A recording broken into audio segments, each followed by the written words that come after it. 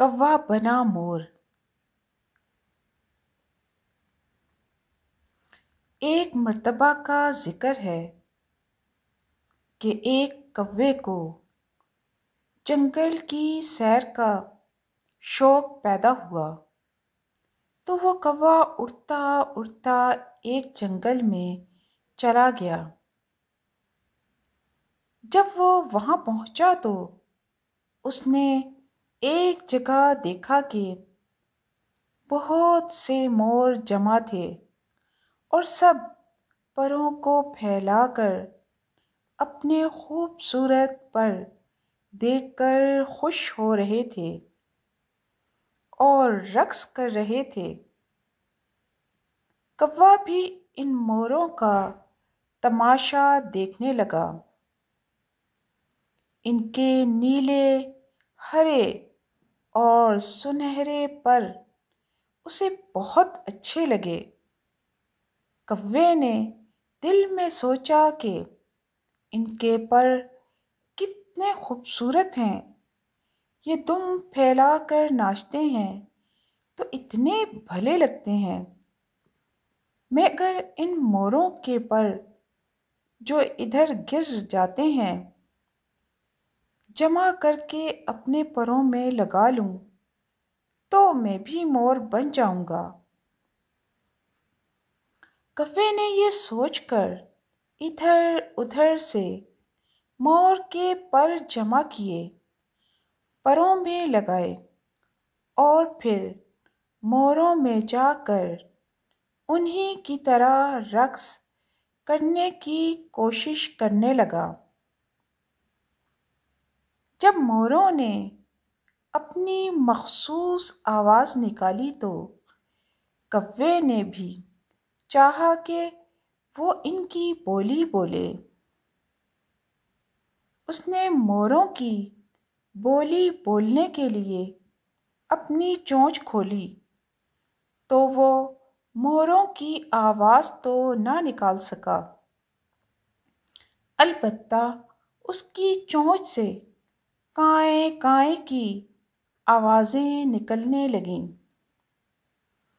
काएं काएं की आवाज़ सुनकर सब मोर चौंक उठे और कहने लगे, अरे ये तो कौवा है, हमारे पर लगाकर हमारे दरमियान आ गया है।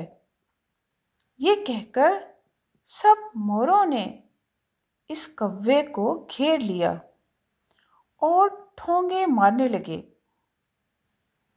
कौवे ने जब ये देखा तो कि इसका राज खुल गया है तो वो मोरों से जान बचाकर उड़ा और वापस अपने हमजोली कौवों में आ गया। लेकिन हुआ ये कि जब कौवों ने उसे देखा तो पहचान न सके। ये कोई मोर इनके दरमियान आ गया है। सब कौवे इसको देखकर कहने लगे, ये कौवा नहीं है, इसके पर तो मोर कैसे हैं, ये हम में क्यों आया है।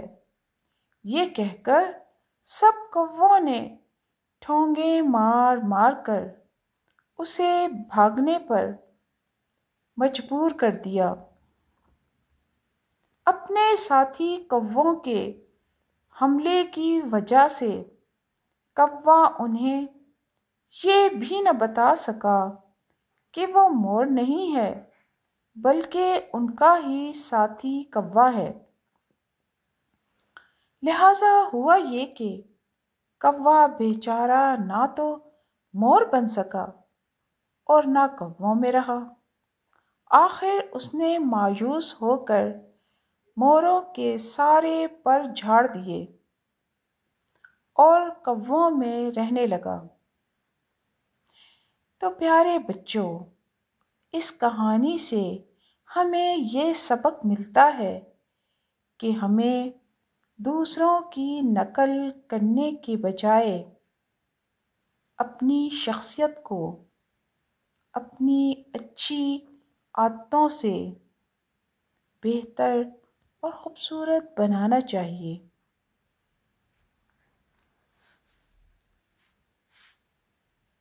شکریہ۔